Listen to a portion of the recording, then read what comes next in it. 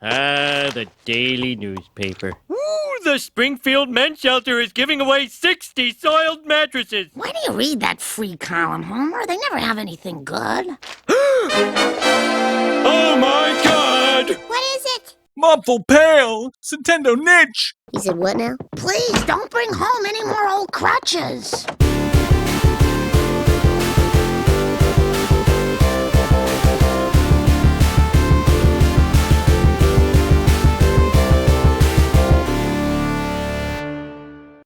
Magical fantasy adventure, Popful Mail, on the Switch.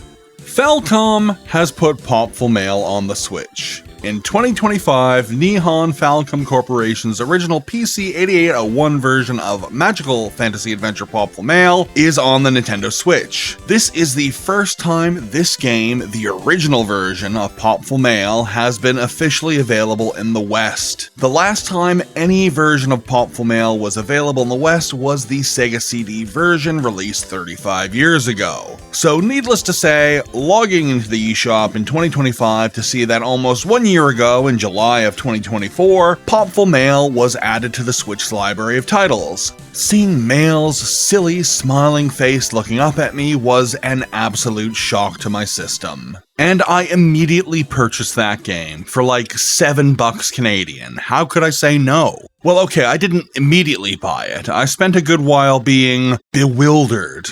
Bewildered as this game has been presented with its original Japanese dialogue intact. So for a while now, D4 Enterprise has been bringing old Japanese PC games to Switch under the name Egg Console. They started porting PC 8801, PC 9801, and MSX games in late 2023, and have so far ported over 50 games. Very cool stuff. It's nice to see this, as a lot of these games have never been available in the West. They have ported a huge host of relevant RPG and RPG adjacent games as well. Classic fantasy titles like Ys, Mado Monogatari, Dragon Slayer, and more. But it was Popful Mail that finally made me really take notice of these ports. I have a bit of a soft spot for Popful Mail. Popful Mail was an attempted multimedia project by Falcom in the early 90s. It started as a PC 8801 game with versions coming to Sega CD, SNES, and PC Engine CD.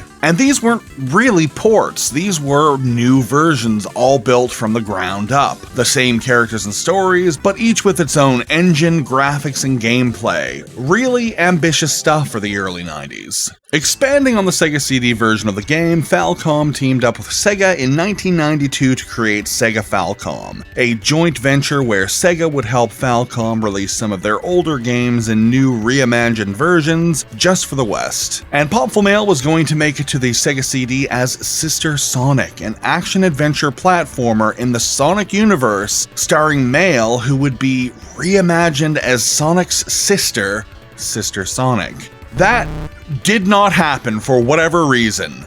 Working Designs then swept in and helped release the game as Popful Mail on the Sega CD, but not before getting their stink all over it. There was also meant to be an anime, but that didn't quite materialize. There is a proof of concept music video here on YouTube, and if you're interested, it's actually pretty fun. And that's it, that's Popful Mail. It had a lofty beginning and fizzled out really hard and really fast. But now, here we are in 2025, and the OG PC 8801 version of Popful Mail is here on the Switch for an English-speaking audience. The problem is, the game is still in Japanese. My gripe I alluded to earlier is that the game has mostly been presented as is as the original release in Japan. This includes walls and walls of Japanese dialogue. In the 80s and 90s, a lot of Japanese games had loads of English text in them. Menus, options, item names, HUD elements, oftentimes were all in English. This meant that sitting down with an action game like Galaga or Pac-Man or whatever was really easy. There was little, if any, in-game text, and if there was, it was all in English anyway. But Popful Mail is an RPG-adjacent decent action-adventure game. There is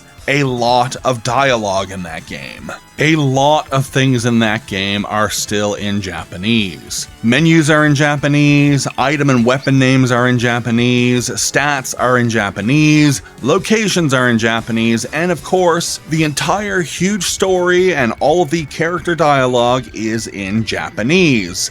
This is definitely a choice. I would have loved to have seen this game and all of the other RPGs and RPG adjacent titles D4 has ported get localized so they can be enjoyed a little bit easier. I get it for action games, like I said, those are really easy to enjoy in a non-localized state, but these games with huge stories and loads of dialogue, they really truly missed something here by not localizing them. And I just want to clarify as well, I wasn't tricked and only found out about the Japanese dialogue after the fact. There is a disclaimer right there on the screen before purchase saying, hey, the game is still in Japanese. So I knew going in, and yeah, I still bought it anyway. This is the first time in my adult life where I was given the opportunity to pay real life human money for Popful Mail. And how could I not? I had a chance to say, hey guys, here's some money for Popful Mail. I hope enough people do the same thing and we get more Popful Mail in some format. And this port has loads of cool stuff attached to it. Save states, gameplay rewind, a very helpful guide to help with on-screen text, and it even has a nice gallery of art. And it's all for $7 Canadian. That's real cheap.